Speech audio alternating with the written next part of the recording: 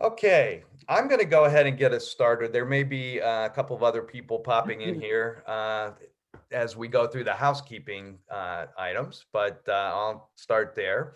For those of you who I don't know, my name's Scott. I'm a Get Setup guide. I teach a lot of photography classes here on Get Setup. Is there anybody here with us today who's new to Get Setup? I am. Okay, okay. You do know the is everybody comfortable with Zoom on how to work the okay. Because we have such a big class today, I'm gonna encourage you to drop questions in the chat. My colleague Ben is here to monitor that. And if he needs to leave, I'll be on here as well to watch the chat and answer questions as we go along. We are recording this, and we also are on Facebook Live, and Ben is also going to be taking a picture, just a still picture to show the class. I do want to let you know that if you need a copy of the recording, you can email us at getsetup.io just to review anything. And yeah, help@getsetup.io, and we'll send that recording to you. You just need to request the specific class. I want to emphasize that that GetSetup does not have any formal relationship with any business relationship with Apple. So anything I go over today is just educational and not meant to be an endorsement of Apple products or anything like that. We just know that a lot of people have iPhones. And I will be sending out some class notes afterward with some links and also an attachment as well as some takeaways from the class. So as I share my screen, I'll be sharing my phone screen today to walk you through some of the settings on your phone. The other thing that I will say up front is that I know people probably have different models of the iPhone, some say earlier models, some later models. So if you don't see a certain feature or something on your phone, that may be because the model you have doesn't have that yet. So keep that in mind. Holler if you don't see something, and I may check and ask you which model you have. And that may be the answer. Okay, so I'm gonna share my screen here somehow. There we go. Okay. So is everybody seeing my screen? Yes. Okay. So what we'll go over today, I want to just make sure that when you come out of here, you understand the basic camera features on your phone camera. And we'll also, I'll give you some tips on editing photos right from your phone. And time permitted, I'll try to just talk about a few composition techniques. I'm also hoping that we're developing a class on photo composition that sort of is device agnostic and is a little more on the artistic end of things, but hopefully I'll have time to go over some of that quickly today.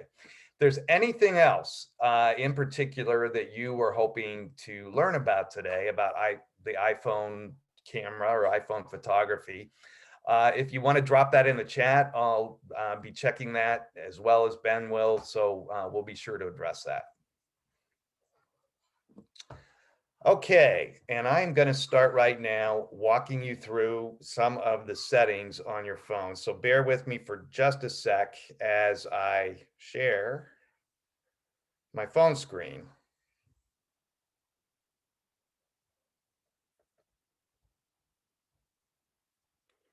Okay, let me reduce that a little bit. Hopefully everybody's seeing this phone screen as well. So I want to walk you through briefly just the camera settings, how to set things up for your camera to work the way you want it to. Uh, Let me move this over so you can see. I'll go back and forth between this. All right. So first thing you're going to want to do when you come to open up your phone is to go to your settings. Not your camera necessarily, but your settings. And if you want to follow along on your phone, please feel free to do that. I'm going to scroll all the way down to camera. And sometimes it takes a little while when you're scrolling down to get there. And when you open up settings, you'll see some of these things at the top. These are mostly video oriented, and we're going to be talking about still photographs today. Okay, and if you, okay, Carol, you say you're having trouble getting to the phone screen? That's right. Okay. You're not seeing my phone screen, or you're not seeing it on your phone? Mine. Okay. So if you open up, are you seeing this type of interface right now? No. Okay. What kind of phone are you using? iPhone 7 or 8. Okay. So if you turn on your phone, you should be able to, you should be seeing this screen. Um, that Yeah. just are your, that's your basic home screen. Yes. You're seeing that now? Yes. Okay, great. All right. So what you want to do is go to settings. The settings button is right down here. This little gray button there says settings. Click on that, and you're going to want to scroll all the way down to camera. And I've already lost track of it, but there we go. Okay. So where it says camera, again, all these are more for video, but you come down here and you're going to see something that says grid. Yes.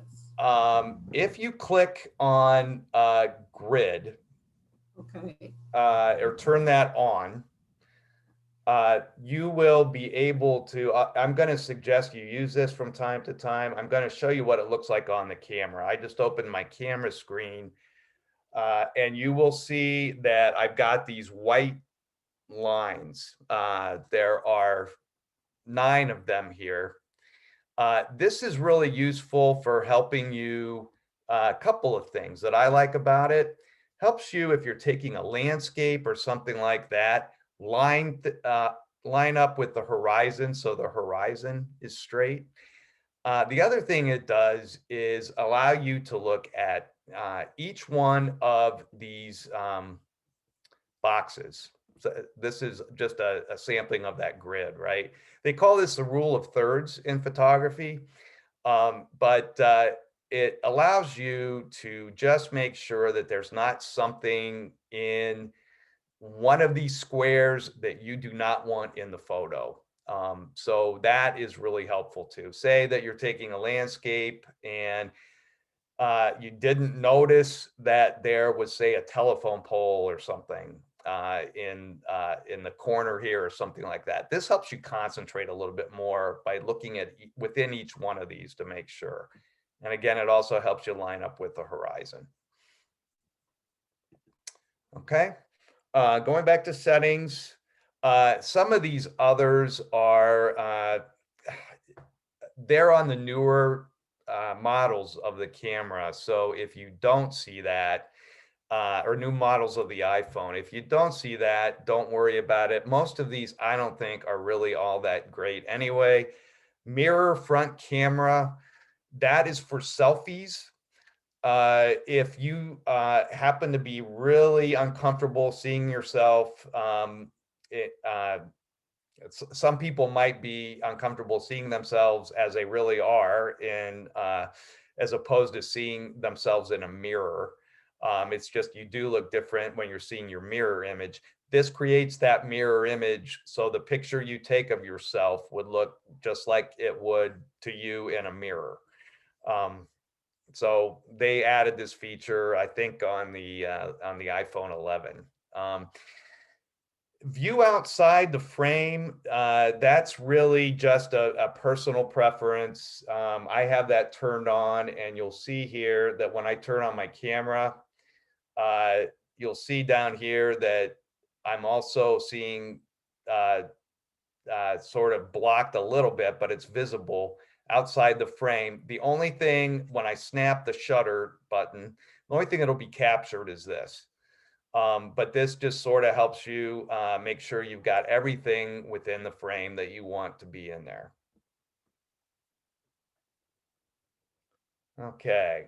And prioritize faster shooting. If you have that on, if you're taking a series of photos very fast, it will let you make sure that all of those are really as high quality as possible. And smart HDR, it might say auto HDR if you've got an older phone. What HDR is when you snap a picture, if this is on, it's actually taking three different shots of that, or three different versions of that in within milliseconds at three different exposures, and then blending them together to get the most vivid, sharpest picture possible with the phone. It has some artificial intelligence that kind of picks the best parts from each of those exposures, putting them together. You can think of it as sort of the difference between uh, standard definition TV and high definition TV. It's kind of that difference. Um, so I just keep mine on at all times so I get the sharpest picture. If you've got an older phone, it enables you to do this from your camera screen a little more easily. I'll walk through the settings on the different models shortly, uh, but but those are the basic settings. Um, record video, that I'm not going to have time to go over that today, but record video would be to basically work on your settings for your video. You have different options there for going over that. Okay. All right. Uh, You'll also see camera modes and settings. That is going to be down at the bottom of when you open up your camera. You'll see camera here. Your modes are going to be down here at the bottom. And if you scroll to the left, I've got my thumb here just moving to the left. These are all these are all just video oriented. But here to the right will be all portrait or photo oriented. So you've got a few choices here, and one of them is photo, which is your standard. That's just your default. And then you have portrait. And portrait is going to give you the opportunity to get a really nice close up with a kind of blurry background. So I'll show you the difference here. I'm going to go down here and take a picture of this flower. Okay. Now I'm going to try it with portrait. Let me just show, that's just a standard snapshot for the most part. If I try the portrait mode, I don't know if you can see on the screen right now, but no, I'm sorry, it's sideways. If you look on the screen right now, that flower is now really in focus, but the surrounding is kind of blurry. So I get a picture like that. That can be really nice for portraits, but also for close-ups of flowers and things like that. So that's what portrait mode does. It also has different lighting settings you can do, sort of studio lighting, things like that. So that is your portrait mode. And you also have something that says, well, here's an example of the portrait mode. Here is a photo I snapped of my dog, and then one I snapped with the portrait mode on, and you can see the difference. Here it's nice and kind of blurry in the back, and Maggie's a little more vivid and in focus. So you also have the pano mode on your phone for panoramics. And I'm going to show you how you can get this. This is great for really nice landscapes or cityscapes. So the demo I'm going to do here is not necessarily the ideal environment for it, but I want to just show how the function works.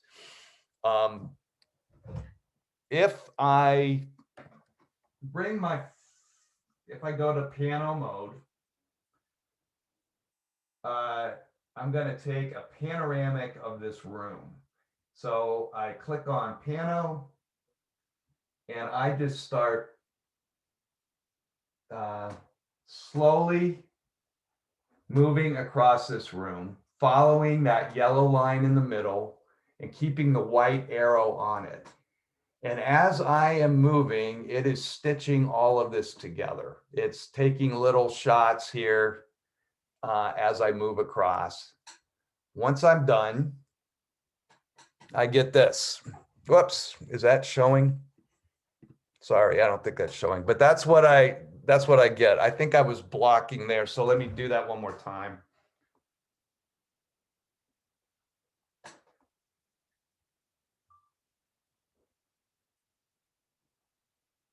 You'll see I'm keeping that white arrow on the yellow line.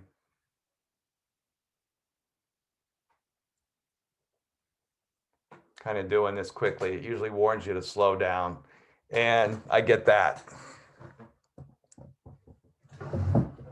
So again, it isn't ideal for a room, but it's great for landscapes and things like that. So that's what pano means. You are also going to find that you have, if you've got a newer phone, I think starting with an iPhone X maybe, you'll find out that you have at least 2 lenses, if not 3. I think the iPhone 11 put 3 lenses onto the camera, and you'll find them in the back here. Each of those does something different. On mine, if I open up my camera, you'll see here, I've got just this, whoops, I want to go back to photo. Okay, you'll see here that I've just got 1X. That's my default. And most of the newer phones should have a zoom like that. I just hit 2X and it zooms in. The other one is 0.5X, which is sort of a ultra wide lens. It sort of distorts things a little bit. It's just an interesting effect. They make lenses like this for digital cameras, but that's what that does. You can also just press your finger down on one of those and you can dial it to get more of a customized zoom like that. I've just got my thumb here doing that. Okay.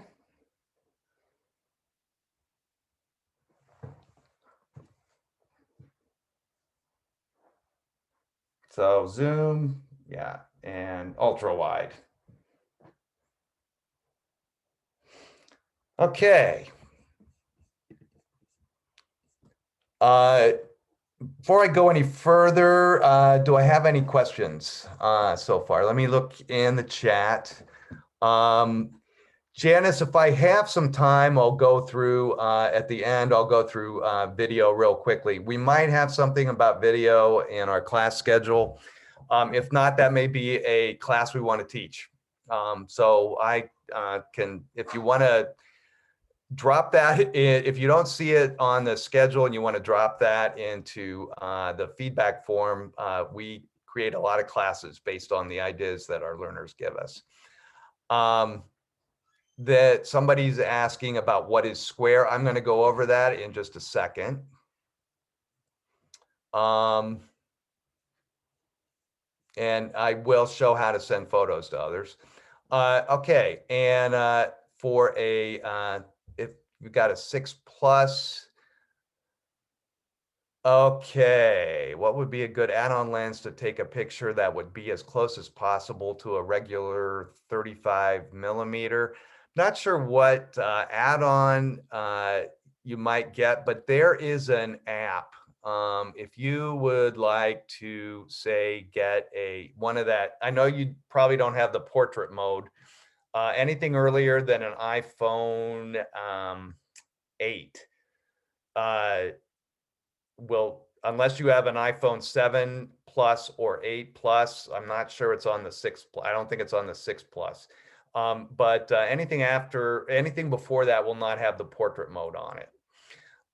If you don't have that, there is an app out there. I do teach a class on photo apps that do things that your phone is not doing, your phone camera is not doing. And one of those is giving you that same effect of that sort of portrait mode with a nice blurry background and things like that. So if you're interested in that class, that comes up once a week, and I'd love to have you there, and I can go through all that. So Lucy has a questions about zooming with your fingers versus the zoom. I think on this later model, it probably doesn't matter too much. I don't think the quality gets degraded too much when you're using your fingers. Just to show you an example of what that looks like here. I got to cast it again.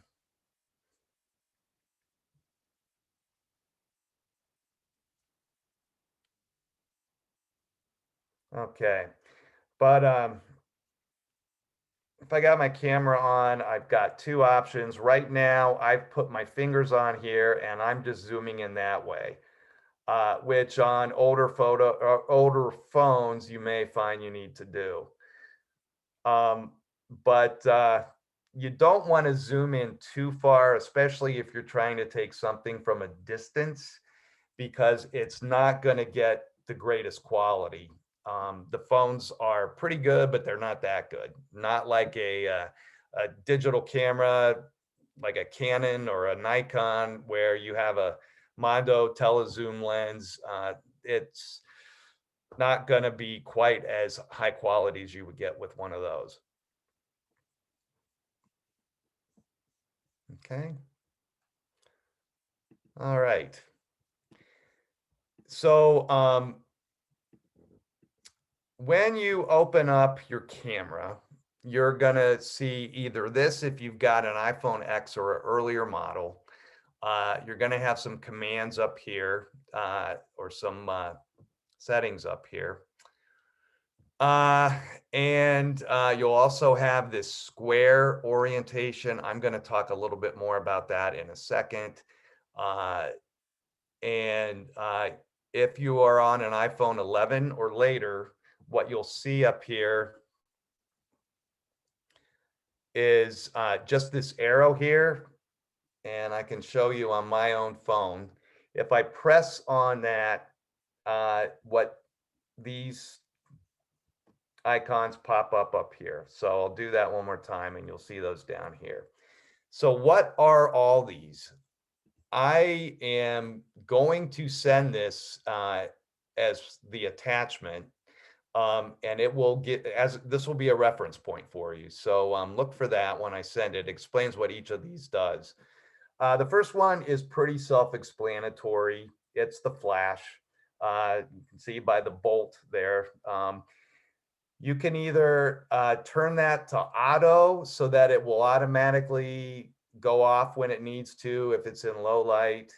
You can turn it on to be on at any given time, or you can just leave it off completely. I will tell you, I leave mine off pretty much all the time. I just don't like the effect that flash gives.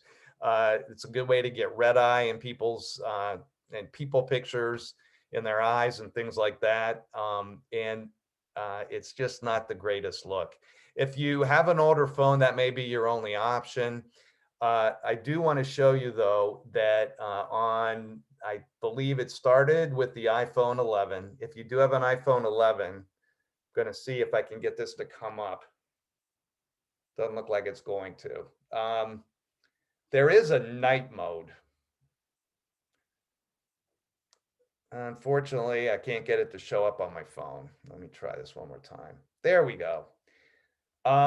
If you notice up at the top of the screen, there is a sort of, it's very tiny, but it's sort of a half moon, and it says 3 seconds. What that means is that the phone is detecting low light and it's adjusting to it. So when I click that shutter button, the shutter is going to stay open for 3 seconds. You can move it around sometimes, depending on the light conditions. It will automatically optimize it to what the light conditions are. That allows more light to come into the lens, and it allows nighttime pictures or pictures in dark rooms to come out a lot better. I would, if you've got that on your phone, I would use that instead of flash. One caveat, you probably want to hold pretty still when you take that picture, because the longer that the shutter is open, the more you're going to have some movement that might show up in the photo, some blur and things like that. So the phone is pretty good with image stabilization and things like that, but you probably also just want to hold the phone as still as you possibly can when you do that. Okay, let me go back to these. Here, this bullseye, a lot of people don't really understand what that is, and it took me a while to understand why it's there, what it's useful for. This is your live button. What it does, and you can either turn it on or keep it off or have it go off automatically. I've got it off right now, but I'll show you where this comes in handy. Show you a picture I took with that. If I can find it here. Yeah. So this was a picture that I took with the live button on. And it's capturing a little bit of video both before and after the photo is captured, like this. I'm kind of speeding it up, but it looks like that. The nice thing about this is it's just giving me several frames here. I can pick one that I want to be the standard the photo. Now this live, if you try to say load this up on Facebook to share or something like that, this is the only thing people would see. They would not see the rest of this. But you have the chance to go through here and pick the shot you want the most. You just click on the one frame and it'll say make key photo, and that will be the photo that you have, not this little very short video clip.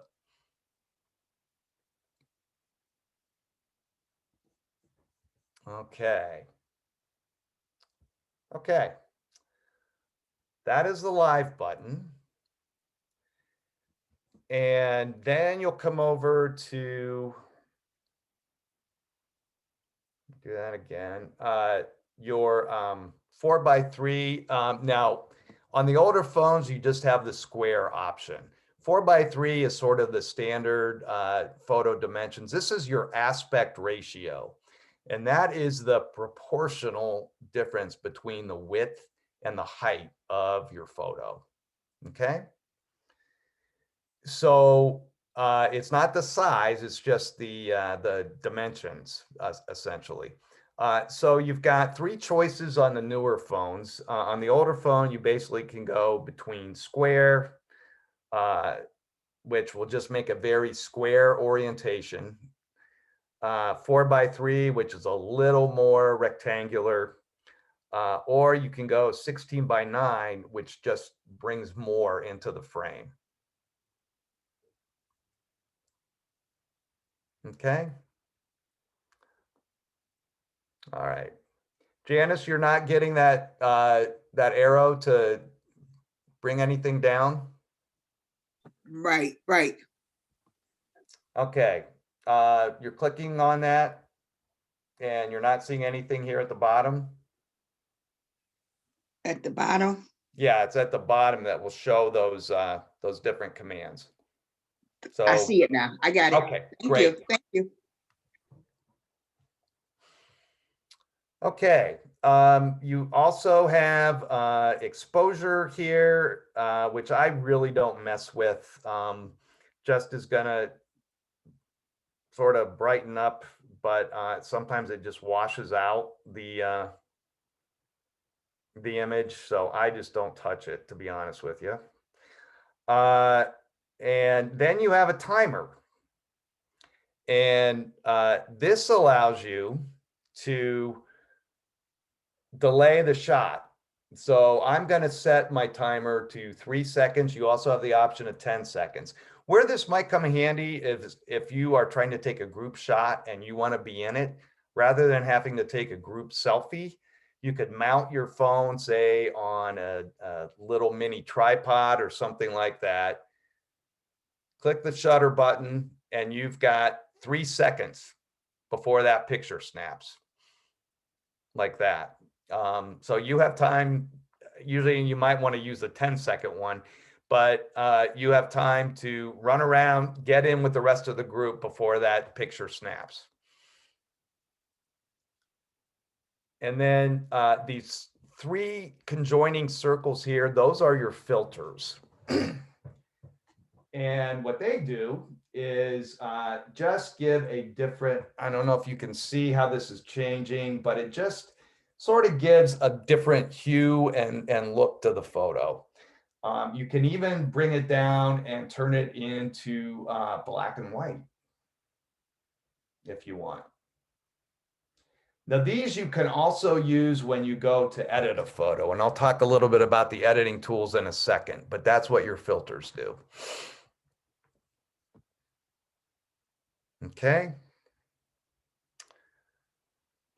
And I think that walks through all these settings. If you are using an iPhone 8 or iPhone X even, I think, and earlier, you'll probably have this showing up at the top. There's your HDR button. If you click on that, you can activate that or turn it off at any time if you haven't automated it in your settings. Or, here's your flash. You've got your live button there. If there's an arrow through it, it means it's off. Here you can click on the timer and there are your filters. So it's a little bit of a different interface on those phones. We have a question here. Do you use a filter when taking a pic or just to edit? You have the capability of doing one or the other. I tend to just do it when I edit, personally. I just usually am bringing up my camera to snap a picture. I don't want to go through the filters to find something. I'm just going to click snap and then worry about it later when I'm editing. Okay. You don't have the circles, just an F. That may be because it's an SE phone. I don't know what F does, but yeah, I don't know if the SE phones lack that filter option or not, but it could be in the editing mode. You might find those. Okay. So let's real quickly talk about editing. Let me go back here. This casting button I'm using likes to go out from time to time, but okay. So when you've got photos already in your camera roll here, when you bring them up, you can start editing them with the editing tools on the phone. All you need to do is open up your camera roll and click on a photo you want to edit. So let's take a look at this one. And I think, whoops. Oh, let me go back, find out. Okay, there we go. I'm going to turn this horizontally so it's a little more visible. But you'll see up in the right corner, this blue text that says edit.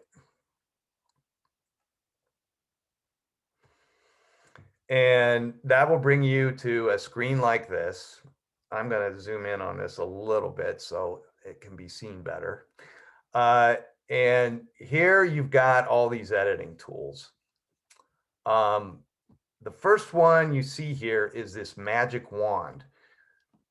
If I click on that, I don't know if you can see the different, yeah, it shows up a little bit here on the Zoom screen. It just kind of gives this very nice enhancement of the photo, just to real quickly improves it. So that's a real quick way to try to fix a photo or just dress it up. You have all these other options too. They can get pretty overwhelming, and I don't want to overwhelm you today, so I'm not going to go through all of these. I just want to point out the ones that I think are the best to try and use. So I want to show an example. Right here is a, you'll see this plus sign, that's for exposure. Say I want to lighten up some of the foreground or just make the green in the boat a little more visible or something like that. If I click on exposure and I start, my thumb is scrolling down this dial here, up and down this dial. I really like that shadow element in the clouds, but if I up the exposure to try to brighten up the boats, I lose all that in the clouds. So that's why I don't really mess around with exposure that much. The one right next to it is brilliance. Brilliance I really love because watch this. It's bringing out more light in that foreground, but it's also keeping that detail in the clouds. So I'm not losing that. So brilliance is one that I think is ideal. Contrast is sometimes nice to sort of add a little bit of drama to the photo and just some richness to it. And then the other one I like is vibrance, which can just add a little bit of color without distorting the colors, like that. And these are all, you know, you can go the opposite direction too, but this is all scalable on this dial here. And again, you also have your filters here. If you don't want to use them when you're snapping the picture, you can go down like that. And you also are able to do a couple things here with this cropping tool. I'm gonna include in the attachment I send some of these symbols just so you can remember what they mean, what they do. But here, if I want to, for starters, if you'll notice, the horizon here is a little bit crooked. I was not holding my phone really straight when I shot this.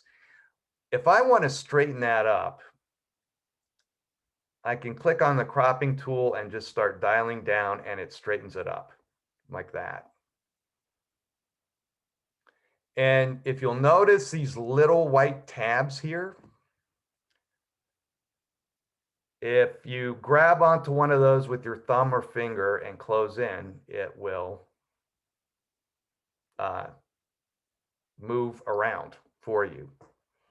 You can also go up here and it will come up with different aspect ratios for you. If you want to make this, these are some standard sizes like a 7x5 or 5x3 or anything like that.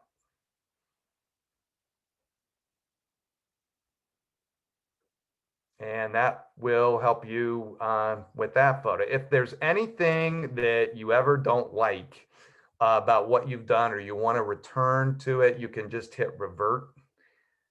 And it will take you back to the original and you can start all over again. So those are your editing options. Now I mentioned that photo apps class. That goes through some apps that you can download to do even more to your photos than what you have equipped on your phone. But somebody had asked about sharing a photo. If you'll notice the button down here, if I click on that, this brings up several options. I can just drop this photo into a text message. I can email it. I can load it up on Facebook or Instagram directly from here. And as you scroll down, you can see other things. You can make that the wallpaper on your phone or something like that. So plenty of options there. And somebody was asking again about HDR. What HDR stands for is high dynamic range. And that means that you're taking a photo with same photo with 3 different exposures. And on the smartphones, what happens is if that HDR is turned on, when you snap that shutter button, it's taking within milliseconds 3 shots, not just one, at 3 different exposures, and then blending them together to create the most vivid, colorful photo possible. So it sort of puts your photo on steroids, so to speak.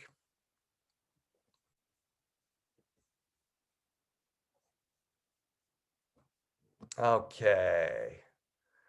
All right. So I think I've gotten through all the editing.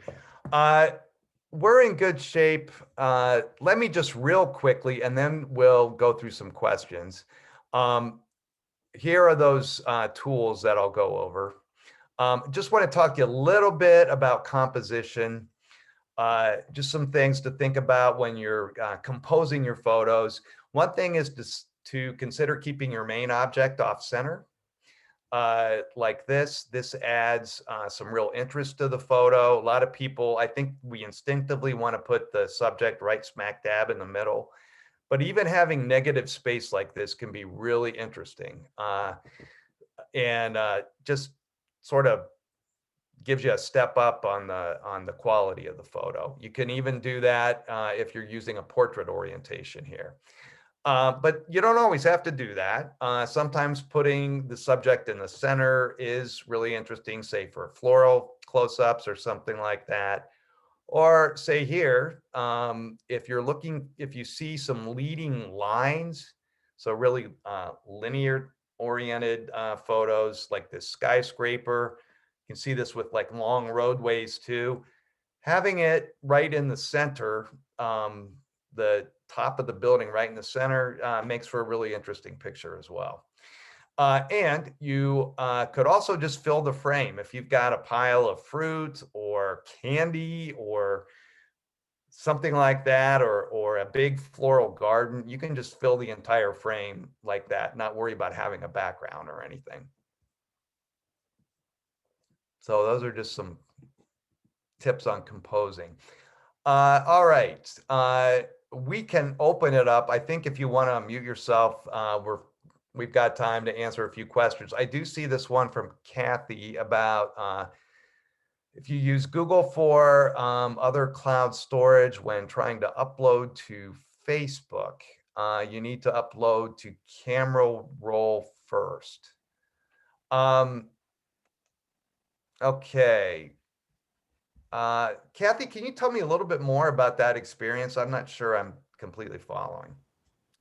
Yeah, it seems like I have trouble accessing my Google Cloud storage to upload onto Facebook Facebook? or other formats, whether I want to put it into a PowerPoint or something. Okay, okay.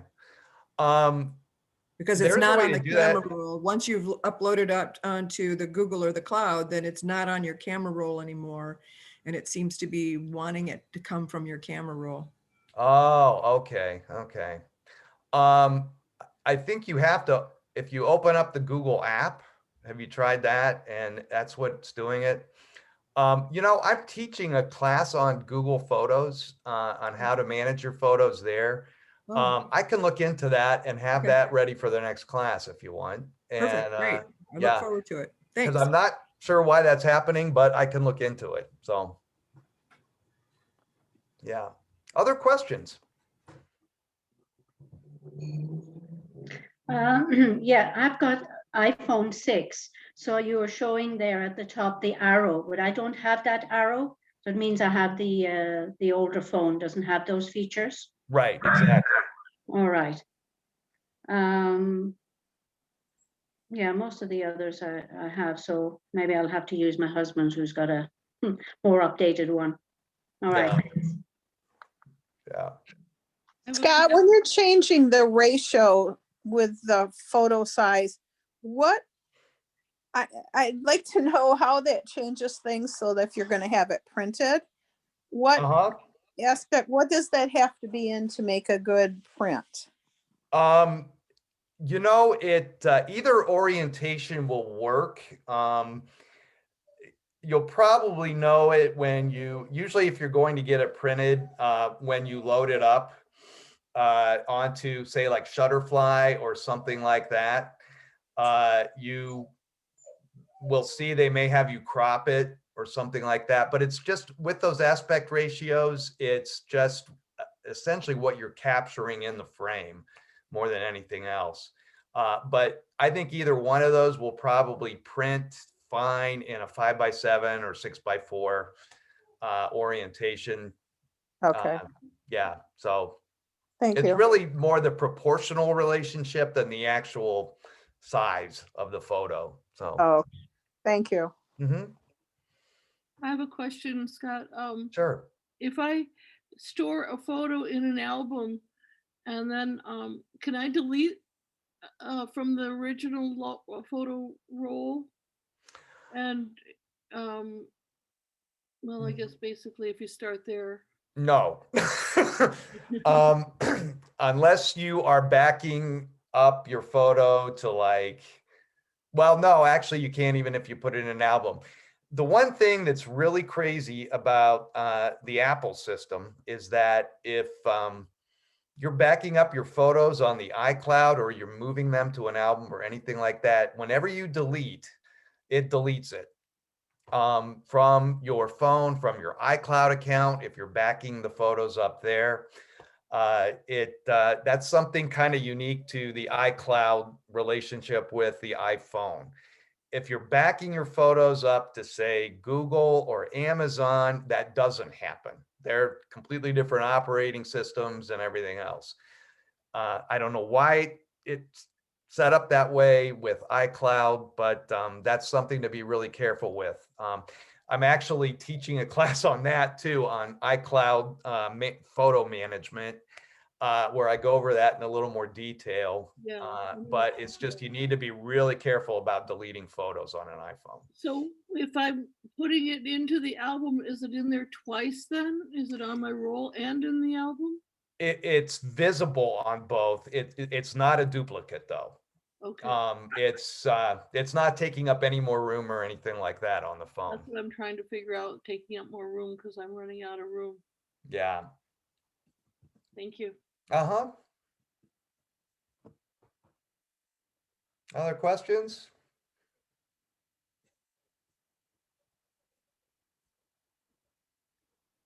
Anything? We've got a couple of minutes. If you want me to go over anything again, just let me know.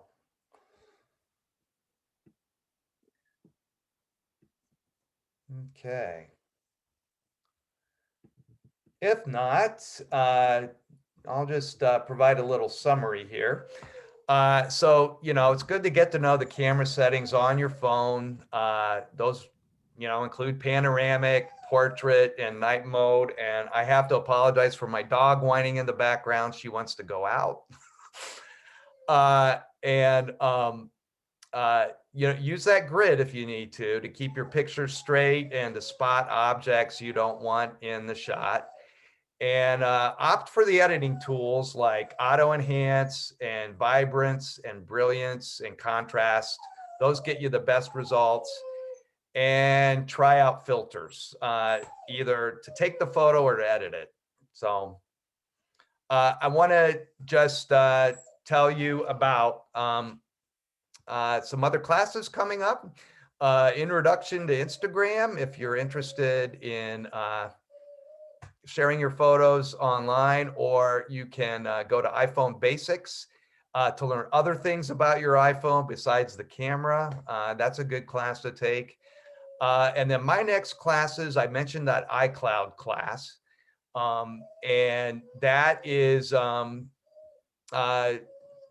to walk you through how to manage your photos on the iCloud. And then Amazon Photos Basics, which does something very similar to the iCloud. And it's just gives you something to compare to see which one you'd like to use. Again, we're going to do a class photo before we close. So don't forget that. Also, if you want to share your success on any photos you take with what you've learned today, we'd love to hear about it. You can share that with Liz, our marketing person, or just give us a shout out on GetSetup, our hashtag GetSetup. Liz would love to know of your success. She likes to promote those in our blog, and so feel free to let her know. We'll be sending you these class notes with the takeaways. I'll have those attachments there. Also, we'd love to get your feedback on this.